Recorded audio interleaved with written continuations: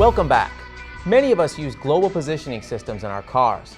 Some of us even have GPS on our cell phones. Like a lot of other great ideas, GPS was originally a military project. James Williams shows us how archaeologists working for the Army employ the technology. Navigating the streets of our nation's capital can be daunting. Crazy drivers, distractions, and not to mention, everyone's in a hurry. When you're focused on finding your destination, GPS can be your best friend. Now, the last time I was in the city, I found a great hot dog vendor, so I saved his location on my phone's map so it'd be easy to find the next time. Yep, should be that way. Archaeologists use GPS in much the same way we do.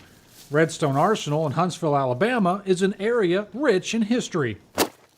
For about 12,000 years, all different Native American groups moved through this area.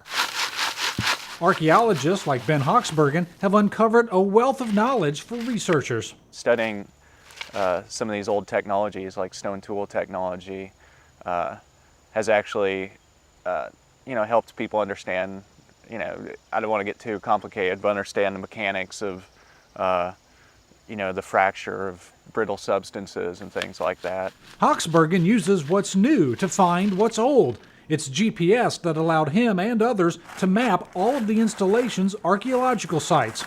Before GPS, archaeologists needed rulers, scales, and paper. The traditional method was often inaccurate.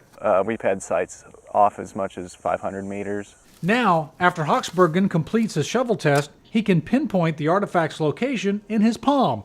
He says it's much easier and more accurate. After Hoxbergen plots the artifact's position on his GPS unit, he downloads the information to a geographical information system.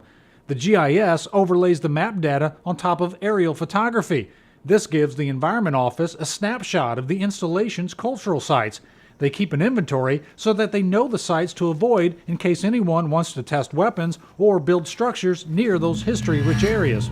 Ah, here it is. There you go, sir. Thank you, sir. All right, thank you. Now, when I was talking to Hoxbergen, he made a pretty good point. Do you remember when Indiana Jones said it belongs in a museum?